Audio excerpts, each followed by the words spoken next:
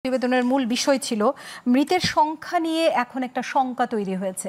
হ্যাঁ, এই যে মৃতের সংখ্যাটা নিয়ে মতভেদ তৈরি হচ্ছে, আসলে সরকারের কোন জায়গাটায় মানে ইয়েটা আছে, দুর্বলতা আছে যার কারণে এই জায়গাটা তৈরি হচ্ছে, বা সরকারের কি করণীয় ছিল এই যে জায়গাটা স্পষ্ট করার জন্য?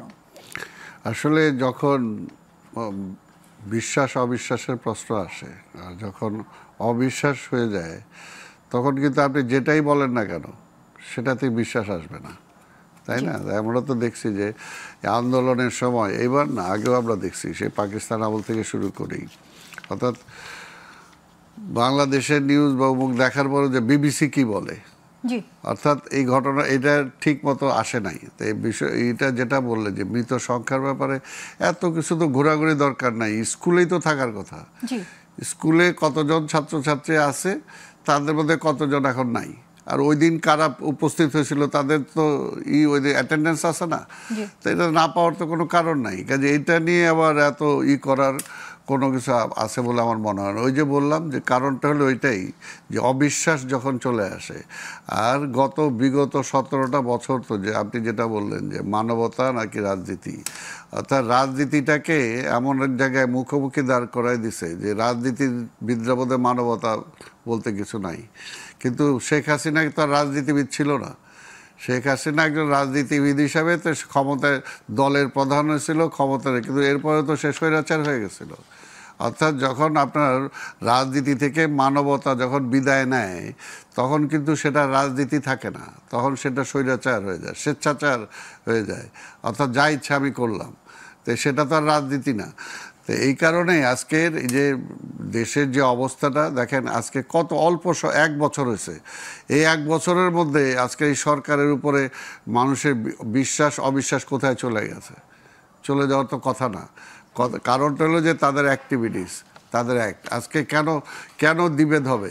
আজকে বিরোধী রাজনৈতিক দলগুলোর মধ্যে আমরা তো বিভেদ করি নাই, আমরা তো বলি নাই বিএনপি হিসাবে আমি 1 নাম্বার দল, আমি ছাড়া অন্য করে রাখবা কেন, বা অন্য কার সাথে কনসার্ন করবা কেন? আমরা তো বলছি সকল রাজনৈতিক বিরোধী দলগুলোর সাথে তুমি আলোচনা করো, এবং সেগুলো যদি বারবার আমরা বলে আসছি ভেরি বিগিনিং, কিন্তু ওনারা মনে করছে এই কয়জনই সব। কিন্তু রাজনীতিটা বা দেশ পরিচালনাটা যে অত সহজ না, এটা তো আমরা সবাই বলি অতীত থেকে শিক্ষা না, তারা তো সেটা নিচ্ছে না বা নেয় নাই, এখনও নিচ্ছে না। তারা যদি মনে করে যে ডক্টরেট আছে একজন ডক্টর ইউনূস সাহেব, আর তার অধীনে যারা আছে বাংলাদেশে এরাই সর্বশ্রেষ্ঠ, এর চেয়ে সর্বশ্রেষ্ঠ সরকারও কিন্তু আসছিল, কিন্তু তারা পারে নাই। ফাইনালি 111 হয়েছে দেশে, তাদের ব্যর্থতার জন্য 111 হয়েছে।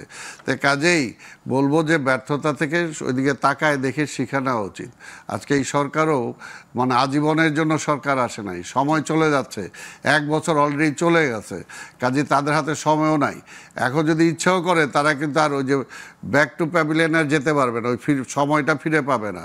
তো কাজে অলরেডি তাদের অবস্থা নাজুক হয়ে গেছে। এখন অতি দ্রুত এত বিশেষ কিছু না করে সকল রাজনৈতিক দলের সাথে আলোচনা করে অন্তত কিভাবে মানে ইলেকশনটাকে ভালোভাবে করা যায়, এবং ইলেকশনের আগে যতটুকু মানে ওই কি বলে সংশোধন বা সংস্কার যেগুলো একমত হয়েছে সবাই, সেটার ভিত্তিতে অন্তত একটা নির্বাচনের দিকে তাদের যাওয়া উচিত। কিন্তু আমরা এই যে বাচ্চাগুলো মারা গেল মাইলস্টোন স্কুল অ্যান্ড কলেজের ঘটনায়, এই জায়গাটায় আমরা সঠিক সংখ্যার জায়গাটায় কিভাবে আমরা, মানে আপনি বললেন অবিশ্বাসের কারণে, কিন্তু এই বিশ্বাসটা আমরা কিভাবে নিয়ে আসতে পারি? এই যে এটা আনতে হবে এখন পরিষ্কার, যে এটা আজকে কারণ সরকারের উপরে বিশ্বাস করতেছে না, যে সরকার মনে করতেছে না এটা ভুল বলতেছে, এটা ঠিক করতেছে না। এই কারণে এটা স্কুলের, আমি তো যেটা বললাম, কেন এখানে আমরা ব্যবহার করিনি যেটাকে বলা হয় ইনসিডেন্ট কমান্ড সিস্টেম, যেটা জরুরি অবস্থায় একটা রাষ্ট্রের মধ্যে ব্যবহার করা হয় কিছু যৌথ কমিটিকে নিয়ে, এই ধরনের সিস্টেমগুলো আমরা কেন করছি না, যেহেতু আমরা দুর্যোগ প্রবল দেশ? না, সেটা তো এটা তো আমরা যে কথাটা আমি বারবার এর মধ্যে 2-3 বার বলে ফেললাম, যে 5ই আগস্টের পরে তারা এই সরকার যখন আসলো, সেই সরকার আসার পরে যদি প্রতিনিয়ত তারা রাজনৈতিক দলগুলোকে সাথে বসতো, সালাম ভাই, আমরা আবারও এই জায়গাটায় ফিরে আসবো যে বিশ্বাস এবং অবিশ্বাসের জায়গাটায়।